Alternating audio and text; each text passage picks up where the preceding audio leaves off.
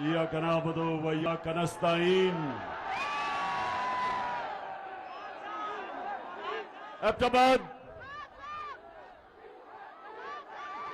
एबटाबाद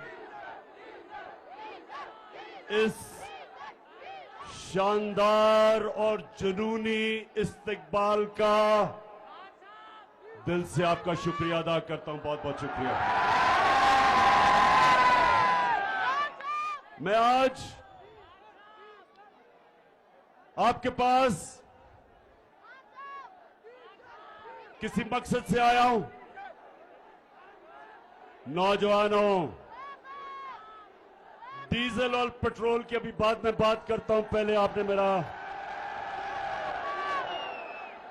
पहले जिस मकसद से मैं आपके पास आया हूं, आपने थोड़ा सा सब्र करके मेरी बात सुनिए। मैं आज एबटाबाद में अपनी बहनों को खास तौर पे खराज तहसीन पेश करता हूं कि हमारे मुखालिफ वो ये कहते हैं कि गर्मी बहुत ज्यादा होगी, लोग नहीं निकलेंगे इस्लामाबाद में। ये मेरे बहादुर नौजवानों के लिए तो खैर गर्मी कुछ नहीं है, हमारी बहनों के लिए भी गर्मी कुछ नहीं है। इंशाअल्लाह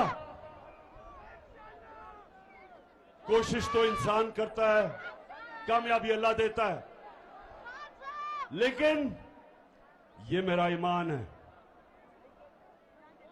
कि 20 तारीख के बाद जब मैं इस्लामाबाद की अपनी कौम को कॉल दूंगा, ये मेरा ईमान है कि जितने मर्जी भी ये कंटेनर खड़े कर दें, 20 लाख लोग से ज्यादा इस्लामाबाद आएंगे इंशाअल्लाह। एबटाबाद जरा फिर से, क्योंकि ये सारे डर डर के इस जलसे को देख रहे होंगे,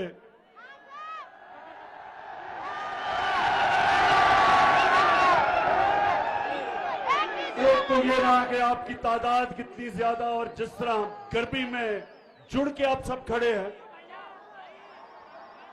लेकिन दूसरा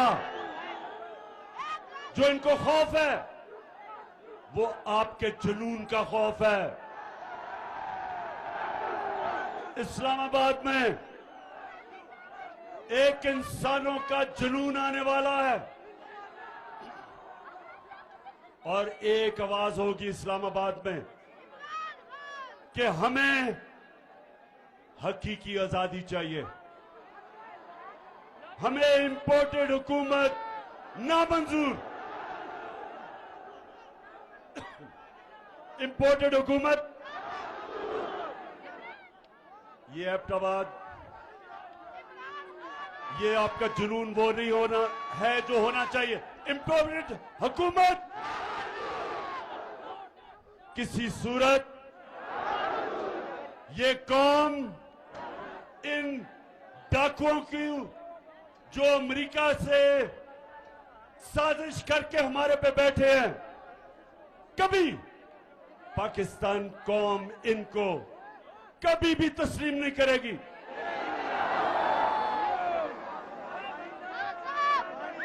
एबटाबाद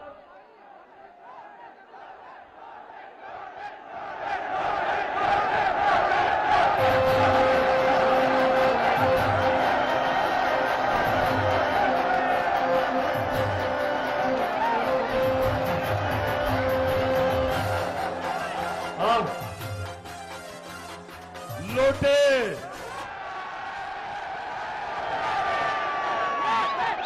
जहां तक मेरी गिनती है, पख्तूनख्वा में से तो सिर्फ एक लोटा निकला है, और जहां तक मुझे बताया गया, अभी तक वो लोटा पेशावर आने की उसने जुर्रत नहीं की। इंशाअल्लाह जिधर भी ये लौटे जाएंगे पाकिस्तान में, जिधर भी जाएंगे इनको 2 नारे लगेंगे। 2 नारे क्या हैं?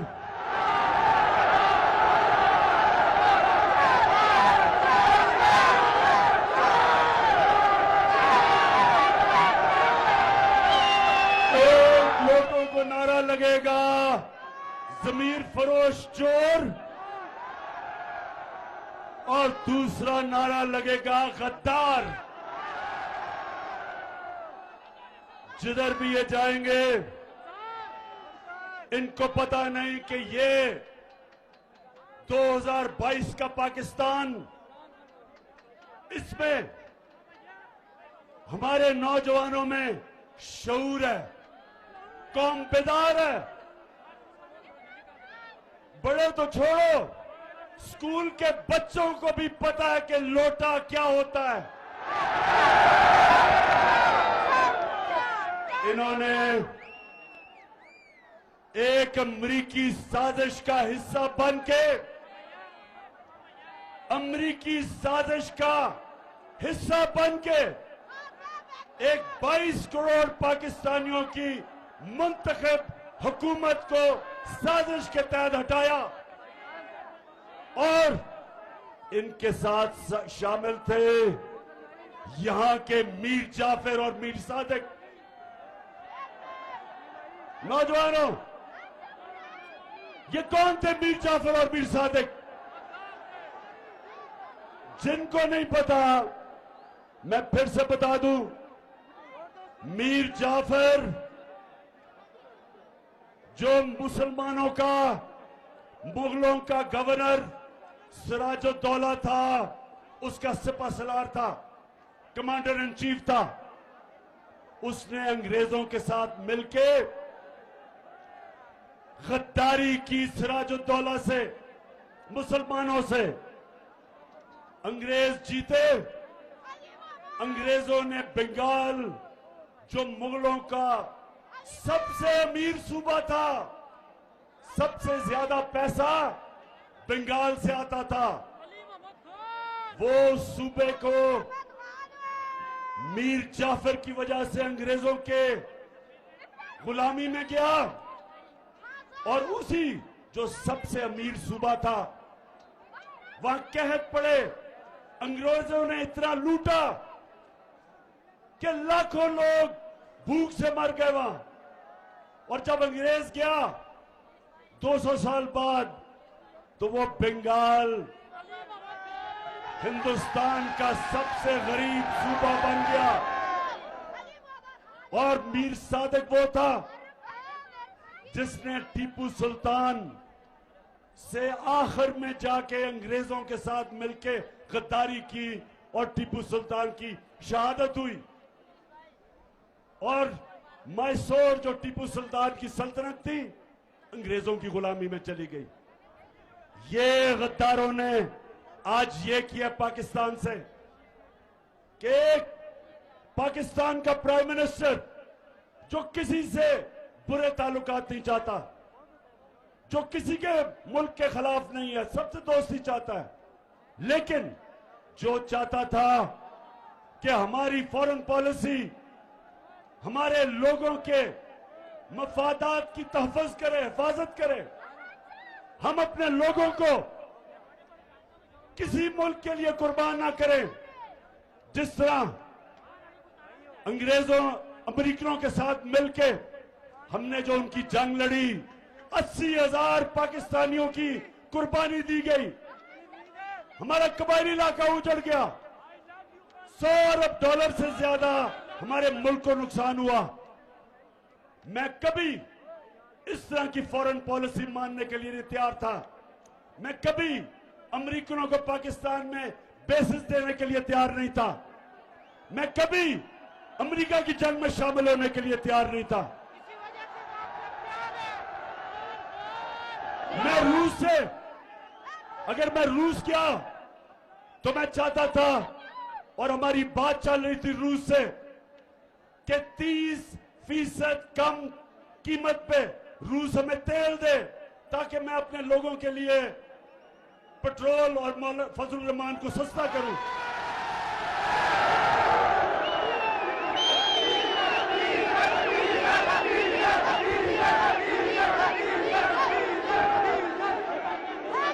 और उसके अलावा 20 लाख टन गंदम जो हमने खरीदनी है, रूस से हमें 30% कम कीमत पे मिल रही थी। तो मेरा मकसद तो मेरी कौम है। मैं क्यों अपनी कौम के मुफादात को अमेरिका के लिए कुर्बान करूं? तो एबटाबाद के लोगों, मेरे पाकिस्तानियों, उनको इस तरह का अमेरिकनों को प्राइम मिनिस्टर नहीं चाहिए था। वो चाहते थे कि मुशर्रफ की तरह सरबराह हो, एक ही टेलीफोन की धमकी में चारों निशाने चित और उनकी जंग में शामिल कर दिया। वो चाहते थे कि चेरी ब्लॉसम जूते पॉलिश करने वाला जो कहे, उसने क्या कहा कि बेगर्स आर नॉट चूजर्स। मतलब ये कि जो हम तो बेकारी हैं, इसलिए हमें अमेरिका की गुलामी करनी पड़ेगी। शहबाज शरीफ, तुम बेकारी हो, तुम गुलाम हो, तुम बुज़दिल हो, तुम डाकू हो। तुम्हारी चोरी का पैसा बाहर पड़ा हुआ है और अपने पैसे को, अपने चोरी के पैसे की और अपने भाई के और अपने खानदान के चोरी के पैसे को बचाने के लिए आपने, अगर आप समझते हैं कि हम आपके खातिर अमेरिका की गुलामी करेंगे, किसी गलतफहमी में न रहो। ये कौम नौजवानों याद कराओ, ये कौम जब बनने लगी थी, तहरीक पाकिस्तान था, तो वो कौन सा नारा था कि पाकिस्तान का मतलब क्या? ये उस नारे पे बनी है cherry blossom boot polish Shehbaz Sharif. ये अल्लाह के सामने दावा कर बैठी है। जब वो कलमा पढ़ती है एक मुसलमान कौम, तो वो अल्लाह के सामने गवाही देती है कि अल्लाह, तेरे सामने हम किसी के सामने नहीं झुकेंगे, क्योंकि वो शिर्क है, वो गुनाह है। हम अपने अल्लाह, हम सिर्फ अल्लाह की इबादत करते हैं और उससे मदद मांगते हैं। हम ना किसी सुपर पावर को मांगते हैं। हमारा जो लीडर दुनिया की तारीख का सबसे अजीम लीडर ना आया है, उससे पहले ना आ सकता है, हमारे नबी सल्लल्लाहु अलैहि वसल्लम। हम तो उनकी उम्मत हैं, हम तो उनकी उम्मत हैं। और उन्होंने ये कहा था कि इस्लाम मुसलमानों को गैरत देता है, ला इलाहा इल्लल्लाह इंसान को गैरत देता है। हम किसी के जूते पॉलिश करने वाले नहीं हैं। और इंशाअल्लाह इस्लामाबाद में 20 के बाद जब मैं कॉल दूंगा, तो सारी कौम इस्लामाबाद पहुंच के एक पैगाम देगी, एक ही पैगाम देगी, एक ही पैगाम देगी कि इंपोर्टेड हुकूमत नामंजूर।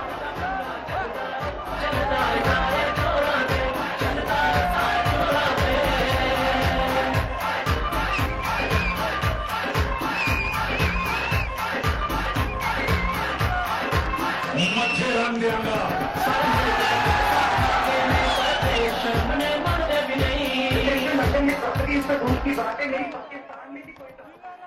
हाँ, कहती मोहतरमा फरमाती है कि लंदन तो छोड़ो, पाकिस्तान में भी कोई प्रॉपर्टी नहीं है।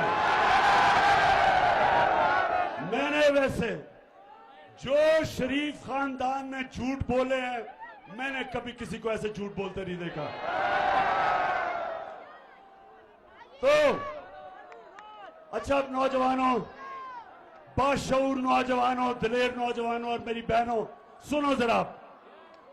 मैं आज अपने मीडिया से एक सवाल पूछता हूं। ये जब से इंपोर्टेड हुकूमत आई है, सारी चीजों की कीमतें ऊपर चली गई है। तो मैं अपने मीडिया से पूछता हूं कि कितनी दफा आप माइक लेके दुकानों में और बाजारों में जाके पूछा कि महंगाई है या नहीं है। हमारी बारी तो 4 रुपए टमाटर पड़ते था तो सारे बाजारों में फिरने शुरू हो जाते थे कि जी किधर है नया पाकिस्तान। तो मैं चाहता हूं कि हमारा मीडिया हमारे से जो कर गया, और ठीक है मीडिया को करना चाहिए, मीडिया का काम है तनकीद करना, लेकिन ये जो अब इंपोर्टेड हुकूमत आई है, अब तो मुझे माइक नहीं नजर आ रहा कहीं जाते हुए। अब तो मीडिया के मेरे बड़े बड़े जबरदस्त मीडिया के हमारे लोग हैं, तो मैं जरा आज आपसे दरख्वास्त करता हूं कि खुदा के वास्ते जरा माइक लेके दुकानों में तो जाएं, बाजारों में जाएं, नौजवानों के पास जाएं। घी की कीमत पूछ लें कि घी कितना है, पूछे तो सही कीमतें किधर गई हैं, बिजली कितनी है,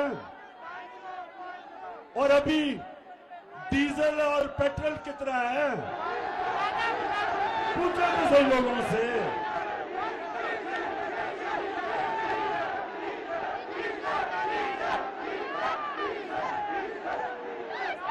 नौजवानों सुने जरा, जब ये जरा सुने, ईरान में मैं जरा आपकी तरबियत भी करता जाऊं, तारीख का भी बताता जाऊं, ताकि आप में और शऊर आए। सोशल मीडिया ने वैसे ही आप में शऊर पैदा कर दिया। ईरान में 1954 के करीब, सुने जरा, एक उनका बड़ा तकड़ा इलेक्टेड प्राइम मिनिस्टर आया, उसका नाम मुसद्दक था। मुसद्दक इलेक्ट होके आया ईरान में।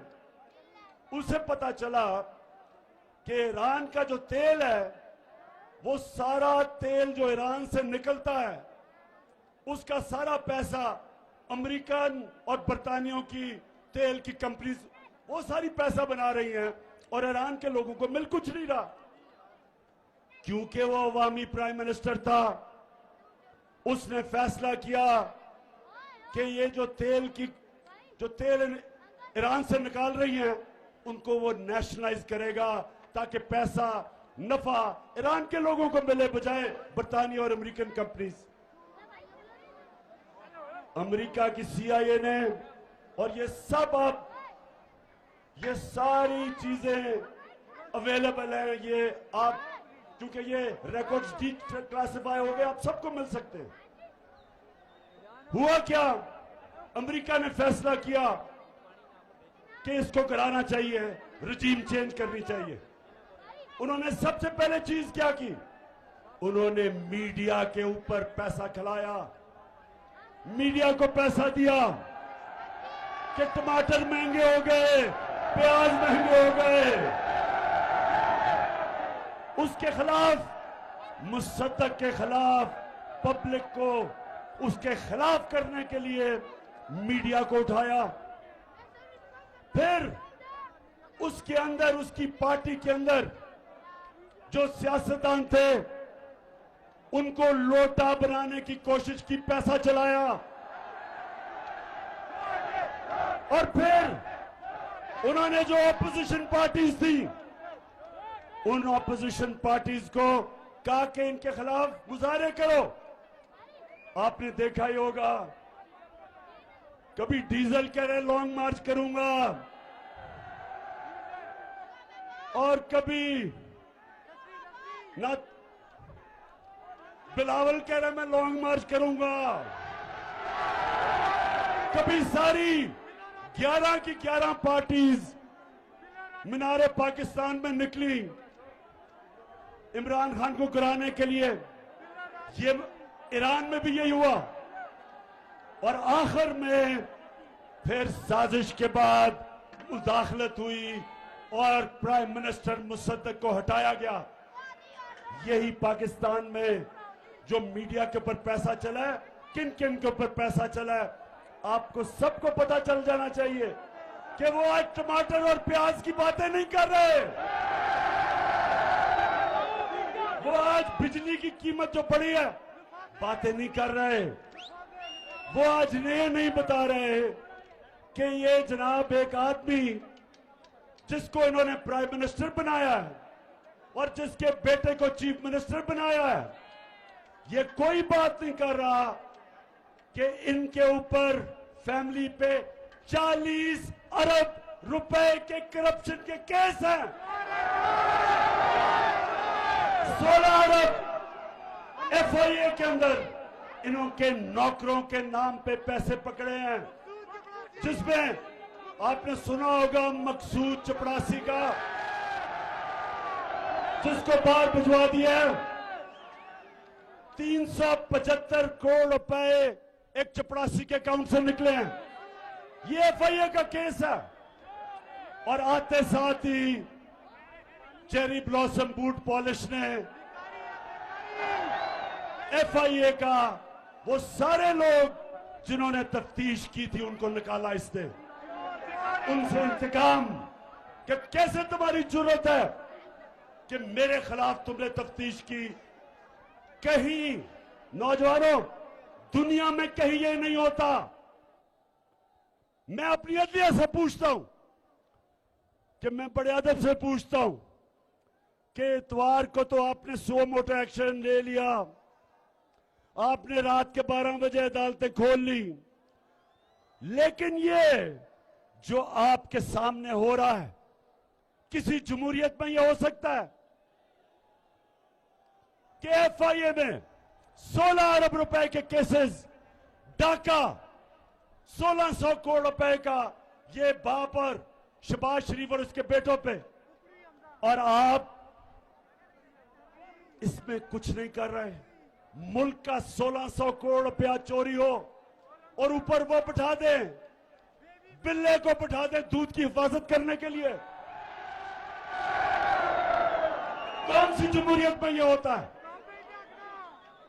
और मैं आज नौजवानों ये सुन लें, मेरे नबी सल्लल्लाहु अलैहि वसल्लम ने आज से 1500 साल पहले तकरीबन कहा कि कौम तबाह कब होती है?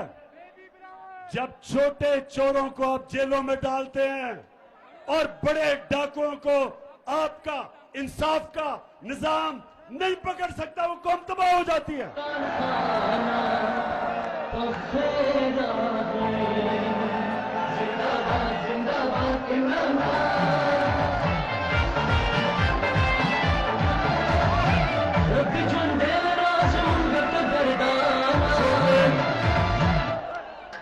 अब देखें, अब जरा नौजवानों जरा सुने, हमारे नबी सल्लल्लाहु अलैहि वसल्लम जिन्होंने मदीना की रियासत बना के एक ऐसी मिसाली रियासत बनाई कि कई सौ सदियों तक, कई सौ साल तक मुसलमान दुनिया की इमामत की उन्होंने, तो उन्होंने जब ये कहा कि छोटे चोरों को जब जेल में डालते हो और बड़े डाकुओं को आपका निजाम नहीं पकड़ सकता, कौम तबाह हो जाती है।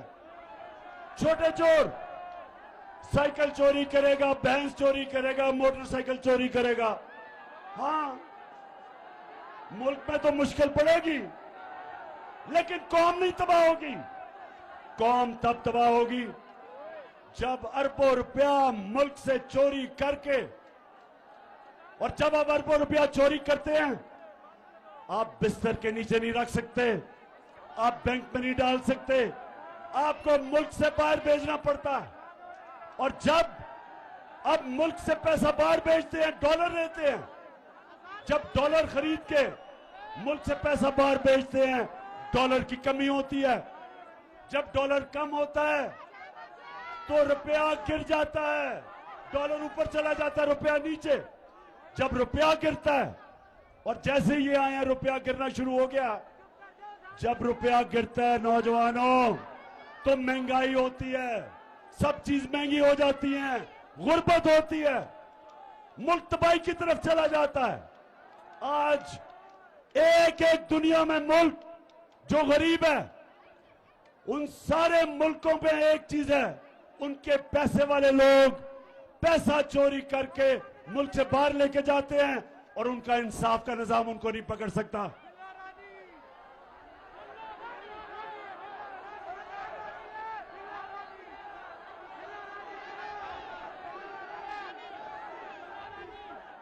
किसने कहा था कि अजान बज रहा है? अजान के 2 मिनट सांस ले लो। अभी मैंने आपसे और आखिर में 2-3 बड़ी जरूरी बातें करनी है। मैंने आप सबको तैयार करना है इस्लामाबाद के लिए, और इसमें हमारे खानदान भी आएंगे, फैमिलीज आएंगी, सबसे ज्यादा मेरे दिलेर नौजवान आएंगे। और पख्तूनख्वा, क्योंकि आप इस्लामाबाद के सबसे करीब हैं, तो मुझे सबसे ज्यादा मैं पख्तूनख्वा के लोगों को वहां देखना चाहता हूं। और मेरे लिए नहीं आना आपने अपनी हकीकी आजादी की जंग लड़ने आना है।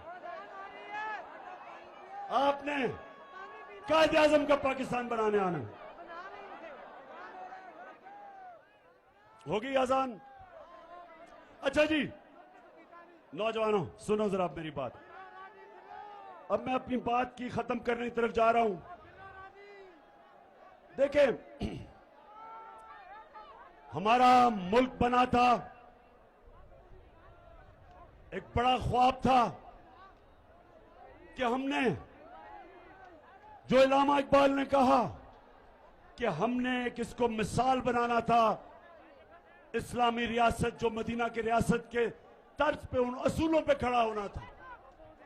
इसलिए अगर हम ये इंपोर्टेड हुकूमत, ये करप्ट लोग, ये डाकू, ये जिस तरह वो इंटीरियर मिनिस्टर कातिल, अगर हमने इनको तस्लीम कर लिया, ये हम पाकिस्तान की ख्वाब से सबसे बड़ा धोखा करेंगे।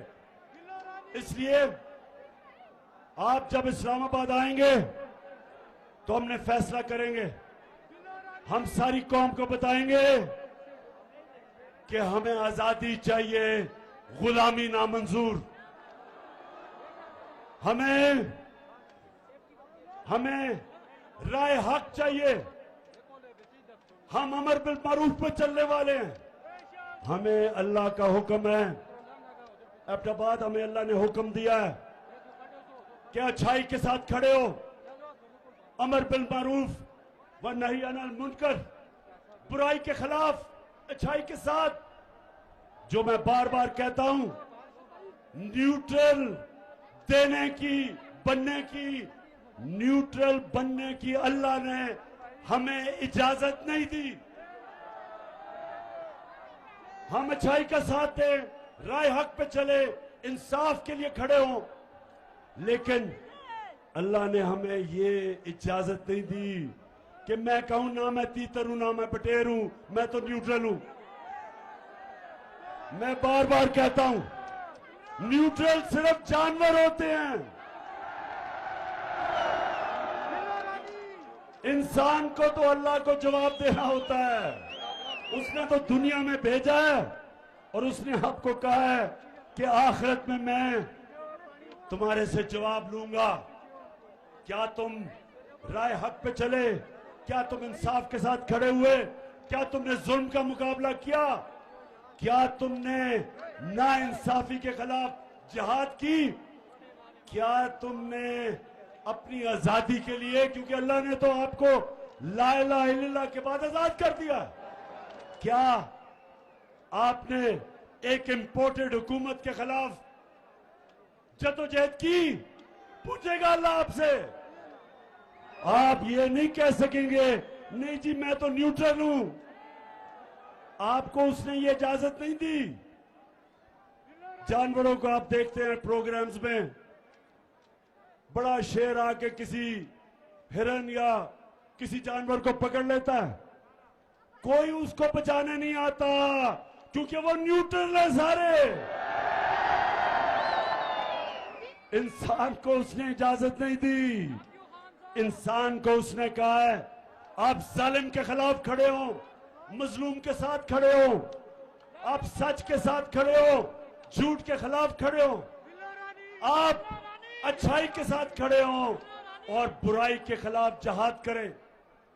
आप कभी भी जब आप तस्लीम करेंगे कि 60% कैबिनेट जमानत पे है, प्राइम मिनिस्टर जमानत पे है, चीफ मिनिस्टर पंजाब जमानत पे है, बाप बेटे के अलावा नून लीग को कोई मिलता नहीं है, उधर आसिफ जरदारी जमानत में है, उसकी राना सनाउल्लाह जमानत पे है। तो ये जब जिस मुल्क के ऊपर चोर डाकू कातिल ऊपर बैठ जाए, नौजवानों उस मुल्क का कोई मुस्तकबिल नहीं है और हम सब पे फर्ज हो जाता है कि हम इस जुल्म और नाइंसाफी के खिलाफ खड़े हो। तो मेरी सारी आपको आज पैगाम एक ही है, तैयारी करें। 20 तारीख के बाद जब भी मैं आपको कॉल दूं, हाथ खड़ा करके बताएं कि आप तैयार होंगे उसके लिए। जो वहां नहीं पहुंच सकते वो अहमदाबाद में निकलें, लेकिन निकलें सब। आप सब निकल के बताएं, अमेरिका को भी पैगाम जाए कि ये गुलाम कौम नहीं, ये आजाद कौम है और हम चेरी ब्लॉसम को बिल्कुल तस्लीम नहीं करेंगे। और ये जो इसने आके कहा कि मैं अपने कपड़े भी उतार दूंगा आटा सस्ता करने के लिए, खुदा के वास्ते शहबाज शरीफ ये ड्रामे खत्म करो। तुम्हें लोग पहचान गए हैं, वो ऊंची बड़ी बड़ी हैट पहन के कभी किधर पड़ रहा है, वो ड्रामे कर रहा है कि मैं अपनी कपड़े उतार दूंगा। शहबाज शरीफ खुदा के वास्ते कपड़े ना उतारना, हम खौफ से मर जाएंगे।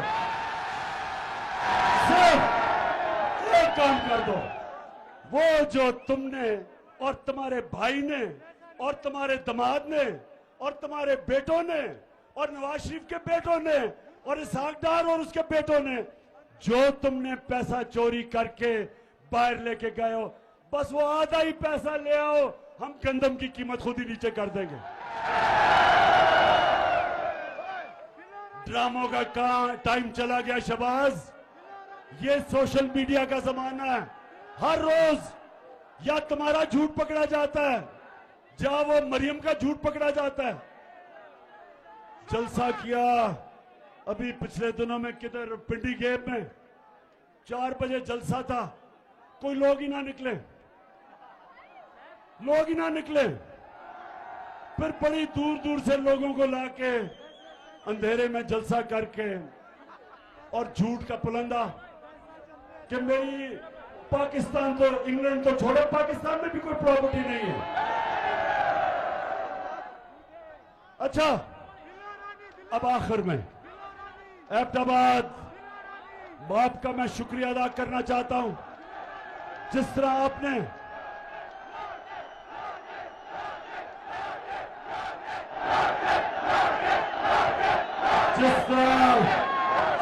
हमें इलेक्शन जिताई, शिकस्त दी। कहते थे कि नून लीग का गढ़ है, नून लीग ये आज मेरी बात सुन लो, इलेक्शन से ना भागो। जब भी इलेक्शन होगा तुम समझते हो कि तुम अब सेंट्रल पंजाब में रह गए हो, तुम्हें सेंट्रल पंजाब में भी अब छुपने की जगह नहीं मिलेगी, क्योंकि इस पंजाब के पाकिस्तान के लोग गैरतमंद लोग हैं। हमारे लोग गैरतमंद हैं। हम बूट पॉलिशरों को साथ नहीं चलते, हम अमेरिका के गुलामों के साथ नहीं चलते, हम डाकुओं के साथ नहीं चलते। ये कौम अब तैयार है। 75 साल के बाद मेरी कौम तैयार है उस पाकिस्तान की तरफ जाने के लिए जो हमें कायदे आजम, जिस पाकिस्तान के लिए उन्होंने अपनी जान कुर्बान की, उस पाकिस्तान के लिए हम तैयार हैं। और इंशाअल्लाह जब हम इस्लामाबाद पहुंचेंगे, जब इस्लामाबाद में 20 लाख लोग पहुंचेंगे, तो वो पाकिस्तान हम सबको नजर आना शुरू हो जाएगा। पाकिस्तान जिंदाबाद।